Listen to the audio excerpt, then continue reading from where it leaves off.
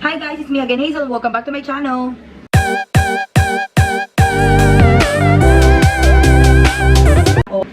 So guys, ang vlog natin today is itong pinangako ko sa inyo ng mga Halloween makeup and makeup tutorials. So, ito yung first look ko, which is pop art that I got the inspiration from Pinterest, from Brit Mori. So, I'll just put on dito sa side na to, yung picture niya and yung Pinterest niya, so that you'll be able to see kung ano yung ginaya. And guys, alam ko napansin nyo na gumamit ako ng plain background. So, sa mga makeup tutorials ko or mga makeup look, yung mga medyo mga kakaiba, I'll be using yung backdrop para at least mag-pop yung makeup at makita nyong maigi. So, yun lang guys, without further ado, let's start! So, nakapag-basic makeup na tayo, which is yung foundation, concealer, contour, blush, and yung highlights. So, start na tayo. Everything nga pala na gagamitin ko sa face ko ngayon is ilalagay ko na lang sa description box below para mapabilis-bilis natin tong video na to. So, mag-start na ako with doing my eyeshadow.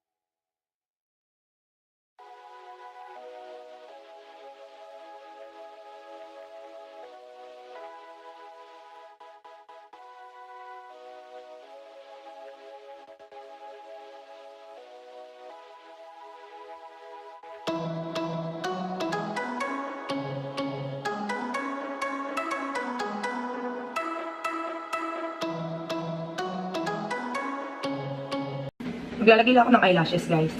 And guys, ito na yung final look. So, gumamit ako ng wig para mag-pop lalo yung color ng makeup. So, lahat ng ginamit ko dito sa makeup tutorial or makeup video na to is ilalagay ko lahat sa description box below. Ilalagay ko rin doon kung para saan ko siya ginamit. So, kung meron kayong mga request, please comment down below. And if you want to DM me personally kung ano yung picture na yon, mas okay. And i-send nyo lang sa social media accounts ko, sa Facebook, sa Twitter, and sa Instagram. So, yon. Lapit lang ako sa inyo para makita nyo na maigi yung makeup. Medyo face paint ang ginamit ko kasi dito. So, hindi lang siya eyeshadow. So, ayan. Medyo Dora-ish yung buhok, pero carry lang. So, guys, if you happen to like this video, please don't forget to click the thumbs up below and the red subscribe button below. Plus, if you want to get notified with my vlogs, please don't forget to click the bell. So, yun lang, guys. Bye!